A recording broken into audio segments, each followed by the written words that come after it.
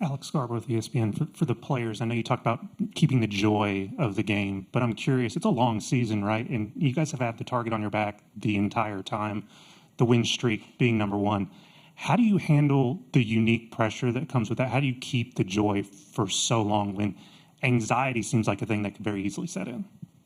Well, the only way that you can have a joy that doesn't fade away is from the Lord. And any other type of joy is actually happiness that comes from circumstances and outcomes. I think Coach has said this before, but joy from the Lord is really the only thing that can keep you motivated, just in a good mindset, no matter the outcomes. Thankfully, we've had a lot of success this year, but if it was the other way around, joy from the Lord is the only thing that can keep you embracing those memories, moments, friendships, and all of that. So that's really the only answer to that, because there's no other way that softball can bring you that, because of how much failure comes in it and just how much of a roller coaster the game can be.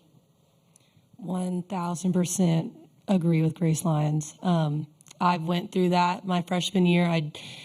I was so happy to win the college. I've talked about this before, but I was just so happy that we won the College World Series, but I didn't feel joy.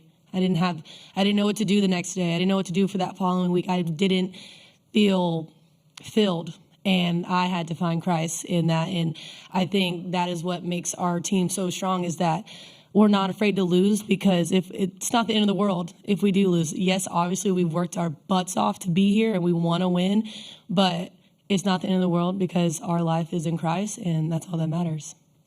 Yeah, I think a huge thing that we've really just latched onto is eyes up. And you guys see us doing this and pointing up, but we're really like fixing our eyes on Christ. And that's something where, like they were saying, you can't find a fulfillment in an outcome, whether it's good or bad. And I think that's why we're so steady in what we do, and our love for each other and our love for the game, because we know this game is giving us the opportunity to glorify God. Mm-hmm. And I just think once we figured that out and that was our purpose and everyone was all in with that, it's really changed so much for us. And I mean, I know myself, I've seen so much of a growth in myself with once I turned to Jesus and I realized how he had changed my outlook on life, not just softball, but understanding how much I have to live for, and that's living to exemplify the kingdom. And I think that brings so much freedom.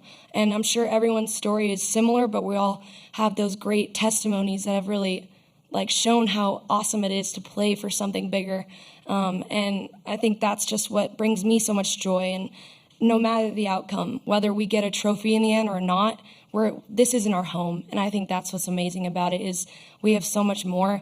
We have an eternity of joy with our Father, and I'm so excited about that. And yes, I live in the moment, but I know this isn't my home, and no matter what, my sisters in Christ will be there with me in the end, when we're with our King. So